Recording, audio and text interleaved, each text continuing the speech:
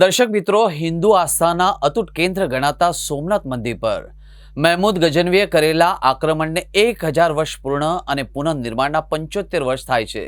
આ ઐતિહાસિક ઘટનાને યાદગાર બનાવવા માટે રાજ્યભરના શિવ મંદિરોમાં સોમનાથ સ્વાભિમાન પર્વની ઉજવણીનું આયોજન કરવામાં આવ્યું છે। 8 થી 11 જાન્યુઆરી દરમિયાન અનેક ધાર્મિક, સાંસ્કૃતિક અને આધ્યાત્મિક કાર્યક્રમોનું આયોજન કરવામાં આવ્યું છે।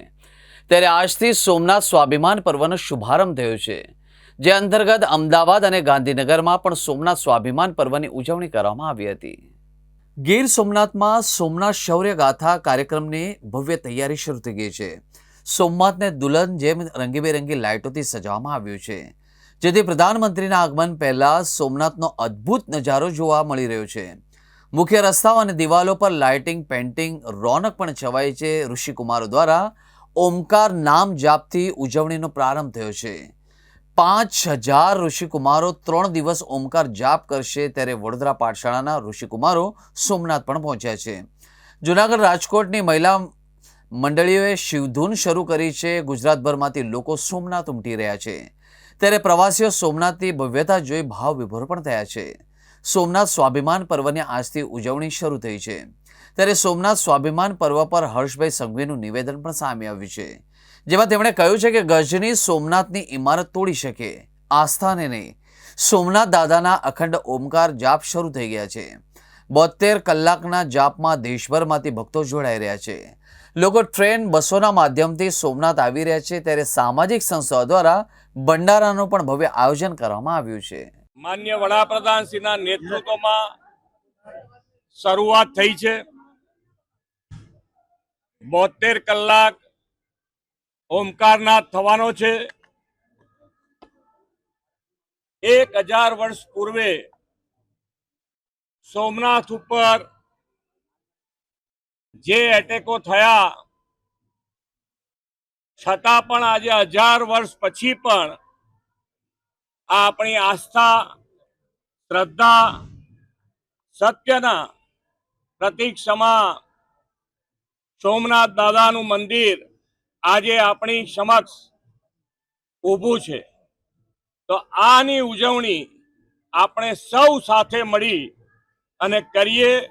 માનનીય વડાપ્રધાનશ્રીએ હર હંમેશ વિકાસની સાથે આપણી અસ્મિતા, આપણું ગૌરવ, આપણું સત્ય, વિરાસતને પણ એટલું જ મહત્વ આપી અને આગળ વધ્યા છે। જ્યારે આજે આપણને બધાને આ સાતત્ય, આ શ્રદ્ધા, આ આપણી સંસ્કૃતિમાં જોડાવાનો અવસર મળ્યો છે, તો દરેક જણ આની અંદર જોડાય। ઘરેથી પણ જોડાઈ શકે છે, ઘરે પણ ભગવાનનું નામ ઓમકારનાથ કરીને આની અંદર જોડાય અને આપણા ગૌરવને આપણે ઉજાગર કરીએ।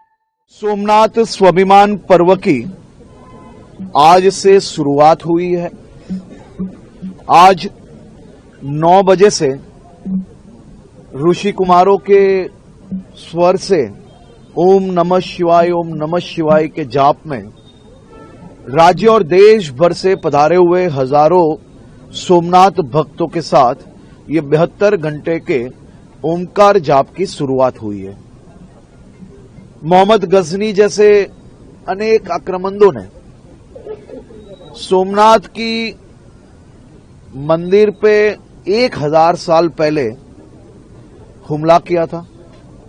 उन्होंने हमारी सोमनाथ की इमारतों को जरूर से ठेस पहुंचा पाए, लेकिन मोहम्मद गजनी जैसे अनेक आक्रमणों ने अनेक कोशिशों के बावजूद हमारी आस्था को वो आज तक कुछ नहीं कर पाए। सोमनाथ दादा के ये संघर्ष से लेके सफलता के 1000 वर्ष के आज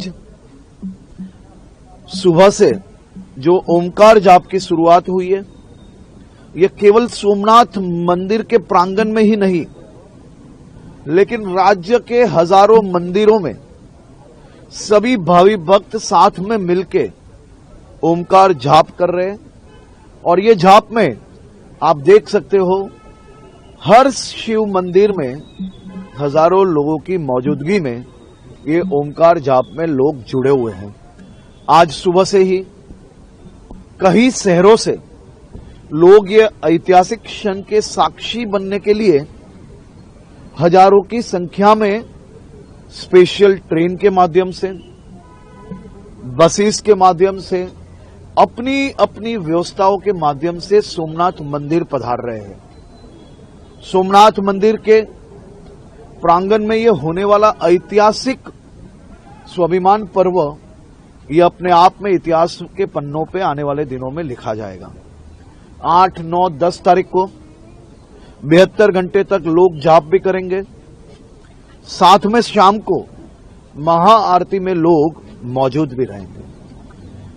सभी भावी भक्त हजारों लाखों की संख्या में महाआरती भी करेंगे और साथ में सांस्कृतिक कार्यक्रमों का भी आयोजन किया गया है। बहुत ही बड़ी संख्या में ऋषि कुमार भी आए हैं। बहुत बड़ी संख्या में साधु संत भी आज पधार रहे हैं। 10 तारीख को देश के लोकप्रिय प्रधानमंत्री आदरणीय श्री नरेंद्र भाई मोदी जी भी सोमनाथ आ रहे हैं।